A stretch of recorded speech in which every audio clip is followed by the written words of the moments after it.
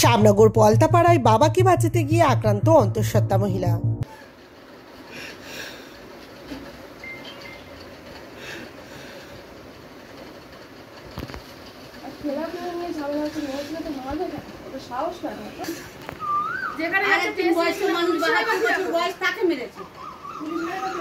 বাবাকে মারধরের হাত থেকে বাঁচাতে গিয়ে আক্রান্ত হলেন এক অন্তঃসত্ত্বা মহিলা। প্রায় 9 মাসের অন্তঃসত্ত্বা মহিলার পেটে লাথি মারার অভিযোগ উঠেছে। শ্যামনগর বাসুদেবপুর থানার কাউগাছি 2 গ্রাম পঞ্চায়েতের পলতাপাড়ার ঘটনা। অভিযোগ 3-4 মাস ধরে পলতাপাড়ার মিতালি সংঘ ক্লাবের দখল নিয়ে 2 গোষ্ঠীর মধ্যে দীর্ঘদিন ধরেই গন্ডগোল চলছে। স্থানীয় সূত্রে জানা গিয়েছে, শুক্রবার ক্লাবের দখলদারি দুপক্ষের মধ্যে বিবাদ চরমে ওঠে। পৌর মোশাররফ হোসেনকে মারধরের হাত থেকে বাঁচাতে ছুটে আসেন তার অন্তঃসত্ত্বা মেয়ে। আক্রান্ত উর্মিলা খাতুনের অভিযোগ, বাবাকে কয়েকজন মারধর করছিল। সেই সময় ক্যাফে থেকে টাকা তুলে স্বামীকে সঙ্গে নিয়ে তিনি বাড়ি ফিরছিলেন। প্রথমে তার স্বামীকে ওরা ধাক্কা মেরে সরিয়ে দেয়। তার অভিযোগ, বাবাকে বাঁচাতে গেলে 2 ভাই শেখ আনোয়ার আলী এবং শেখ আরমান আলী তার বুকে প্রথমে লাথি মারে, তারপর ওরা তার পেটে লাথি মারে।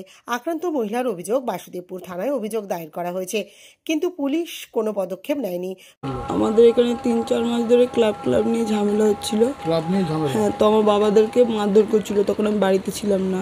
আমি আর আমার হাজব্যান্ড সাইবার ক্যাফের ওইখানে গেছিলাম টাকা তোলার জন্য। আমার কালকে ডাক্তার দেখানো ছিল, তো টাকা তুলে আমি আসছি, ওদের মারধর করছিল। তো আমার হাজব্যান্ড ছিল সামনে, আমার হাজব্যান্ডকে ধাক্কা মেরে আমাকে সরিয়ে দিয়ে আমাকে ধাক্কা মেরে ফেলে আমার পেটের মধ্যে লাথি মেরেছে। সঙ্গে সঙ্গে আমার হ্যাঁ, আমার এই 9 মাস পেটে আমার বাচ্চা রয়েছে।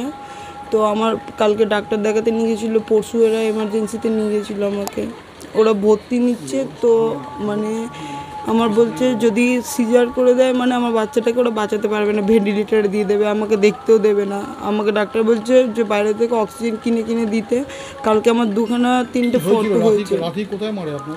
আমাকে বুকের মধ্যে ধাক্কা মেরেছে আর এইখানে আমার লাথি মেরেছে। হ্যাঁ, মানে শেখ আনোয়ার আলী একজন আছে আর একজন হচ্ছে শেখ আরমান আলী আছে। 2 ভাই ওনারা। মানে আমার বাড়ি আমি ছিলামই না, এরকম অবস্থায় আমি ওখানে যাইও নি। আমি টাকা তুলতে গেছিলাম। কালকে আমার পেটের ফটো করা, পরশু আমার ডাক্তার দেখাতে যাওয়ার কথা ছিল বলে। তো আমার বাবাদেরকে মারধর করছিল। আমরা ফট করে আসতেই আমার বাবাকে ছেড়ে দিয়ে আমার হাজব্যান্ডকে ধাক্কা মেরে সরিয়ে দিয়ে আমাকে মারধর করেছে। আমাকে যখন এরা হসপিটালে নিয়ে যাচ্ছে ডাক্তার দেখাতে, বলছে মেরেছি আবার মারবো, মেরে ফেলে দেবো। হ্যাঁ, বলছে ঘর থেকে বার হলে মেরে ফেলে দেবো। হ্যাঁ, ওরা 2 ভাই।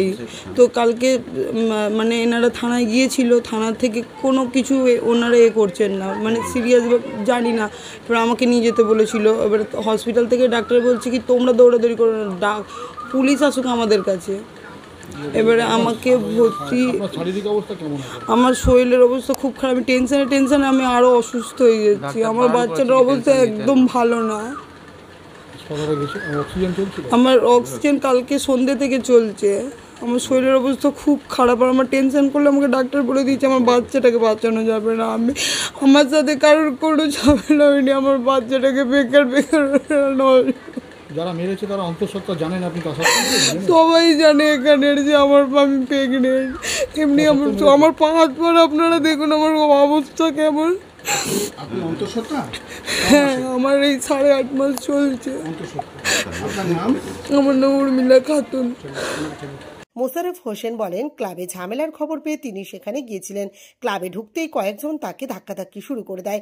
বাঁচাতে গিয়ে তার অন্তঃসত্ত্বা মেয়েও আক্রান্ত হয়েছে। 9:30 দেখি ঝামেলা হচ্ছে ক্লাব নিয়ে।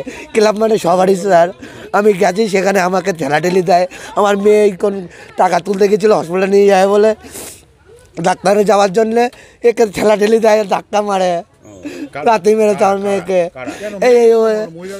কি জানি আমি কি করে বলবো স্যার। এটা হচ্ছে তোমার ও পাড়ার ছেলে, এই সামনে বাড়ি। এর নামটা আমি বলে গেছি, আনোয়ার আলী আর চোরানাল আরমান। আপনার মেয়ে অন্তঃসত্ত্বা? হ্যাঁ, এই মোটামুটি 8.5 মাস মনে চলছে। কি চাইছেন আপনি? আমি চাইছি আমার মেয়ের এই যে ডাক্তারখানা খরচা নেই স্যার। আমার এই মেরেছে, কি করবো আমি এখন? হুমকি দিয়েছে স্যার। কালকে রাত্রে বলেছে আমার মেরেছে, একবার মারবো। আর এরা দুজনেই হুমকি দিচ্ছে? না, এর তো অন্য এক ভাই এক কাকার ছেলে। এই সাহসটা পাচ্ছে কোথা থেকে? সব এই সাহস পাচ্ছে আপনার এই পার্টির লেভেল থেকে। কোন পার্টি? তৃণমূল পার্টি। আমরা তৃণমূল করি স্যার, আমরা পেছনে ঘুরি না এর জন্যে। আপনার তৃণমূলকে ভোট? হ্যাঁ 100 বার। এই জন্যই রাগ নাকি অন্য কিছু? না এর জন্যে রাগ। তাহলে কি জন্য রাগ? এই যে আমরা এই ক্লাবটার জন্য কাজ করছি, এইটার জন্যই মেন সমস্যা হচ্ছে। আপনারা তৃণমূল করেন, যারা মেরেছে তারা? মেন হচ্ছে এরা পিছনে ঘোরে, আমরা পিছনে ঘুরি না। কি চাইছেন আপনি এখন, কি চাইছেন? আমি আমার মেয়ে ঠিক থাকে, আমার মেয়ে সুস্থ থাক, আমার যেটা ক্ষতি করছে সেটা যেন আমি এর চাই শাস্তি 100 বার চাই আমি। কজন ছিল এরা? ছিল তো স্যার অনেকক্ষণ, এত তো বলা যায় না। এর দুজন মেরেছে। তারা কি বাড়িতে এসেছিল? বাড়িতেই আছে। হ্যাঁ, বাড়িতে এসে মারধর করেছে? না বাড়ির মানে এই রাস্তার ধারে, রাস্তায় প্রকাশ্যে? রাস্তায় প্রকাশ্যে। কেউ লোক বাধা দেয়নি? যারা ঠেকেছে তাদের নামেও কেস দিয়েছে। আপনি বলুন, এরা 4-5 জন ছিল, আমাদের 25-30টা ছেলে মারলে এরা থাকতে পারে? এরা মিথ্যে করে কেস দিয়েছে, মিথ্যে করে কেস নিয়েছে স্যার। আমরা যাচ্ছি, কেস নিচ্ছে না। ঝামেলাটা কি নিয়ে? ঝামেলা আপনার এই দোকান, এই ক্লাব নিয়ে। ক্লাবে কাজ হচ্ছিল, এবার আপনি একটা ক্লাবে ছিলেন, আমি একটা ক্লাবে ছিল। আপনার যদি কেউ ধাক্কা দেয়, আমি যাবো না সেখানে স্যার।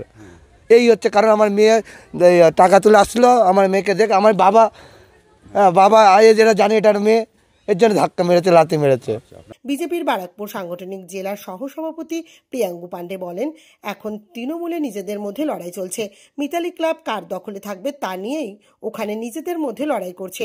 মারের হাত থেকে রেহাই পায়নি এক অন্তঃসত্ত্বা মহিলাও। আক্রান্ত মহিলার অবস্থা সংকটজনক। তার অভিযোগ, ক্লাবের মাধ্যমে তোলাবাজি চলে, সেই তোলার ভাগ পান স্থানীয় বিধায়কও। তৃণমূলের তো কালচারটাই এটাই, কোনো সময় পুজো কমিটি কেড়ে নেবে, কোনো সময় ক্লাব কেড়ে নেবে, ক্লাব থেকেই তো সব পয়সা মাল তোলা হচ্ছে। তো তৃণমূলরা তো এটাই করছে, নিজের মধ্যে লড়াই করতে গিয়ে মাতৃশক্তিকেও ছাড়ছে না। আমি যেটুকু খবরটা পাচ্ছি, আশঙ্কাজনক ওনার জীবনটা। উনি বাঁচবেন কি বাঁচবেন না সেটাও বোঝা যাচ্ছে না। একজন উর্মিলা খাতুন একজন মহিলাকে যেভাবে এরা মেরেছে, তো ওদের ভোটটাও নেবে, ওদেরকে মারবেও, মাতৃশক্তিকে অসম্মানও করবে। এটাই তো কালচার রয়ে গেছে এদের। তৃণমূলের নিজের মধ্যেই লড়াই করে করে এইরকমই মরবে সবাই, শুধু তোলার জন্যে, শুধু লুটপাট করার জন্যে।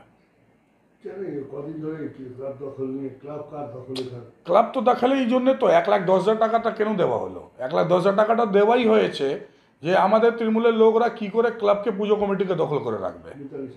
তো সেই মিতালি সংঘকে এখন দখল করার জন্য লড়াই হচ্ছে, যে কত টাকা বেচেছে সেটা খাই, কিভাবে এলাকা থেকে তোলা যায় এই ক্লাবের মাধ্যমে সেটা করি।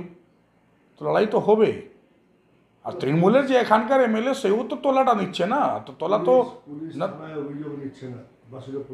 ও তো বারণ করে দিয়েছে তৃণমূলের এমএলএ সোমনাথ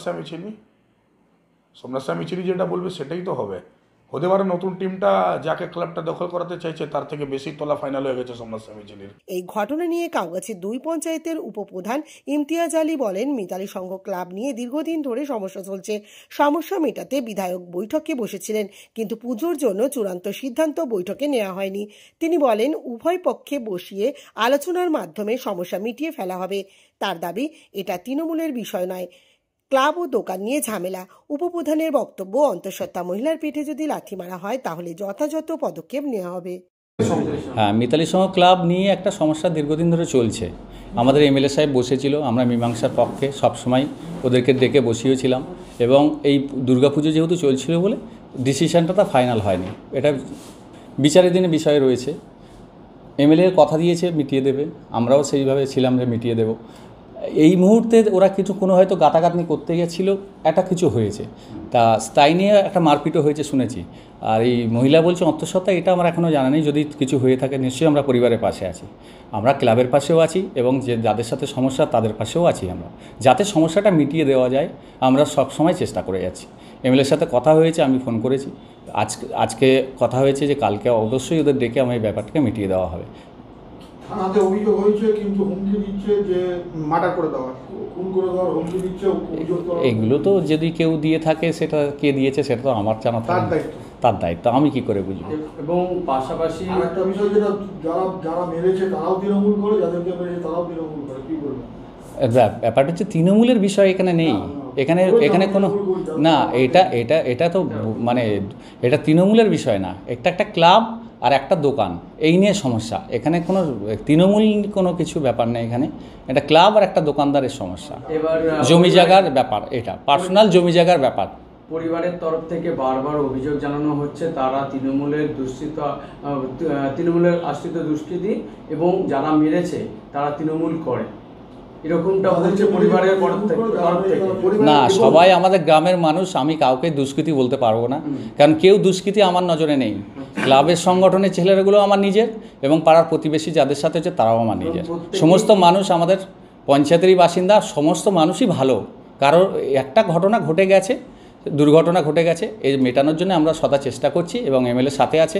এমএলএ সাহেব বলেছে যে আজকালের মধ্যে এই সমস্যাটা মিটিয়ে দেবে। যদি এই ঘটনাটা সত্যি হয়, অন্তঃসত্ত্বা মহিলাকে লাথি মারার ঘটনাটা, তাহলে আপনারা আইনত ব্যবস্থা নেবেন? অবশ্যই নেব, যদি এরকম ঘটনা থাকে অবশ্যই নেব। অন্তঃসত্ত্বা মহিলা যদি কিছু করে তো এটা তো বড় অপরাধ করেছে আমি মনে করি। যদি এরকম কিছু প্রমাণ পায় তাহলে নিশ্চয়ই তার প্রতি স্টেপ নেওয়া দরকার আছে। অপরাধী প্রকাশ্য দিবালোকে ঘুরে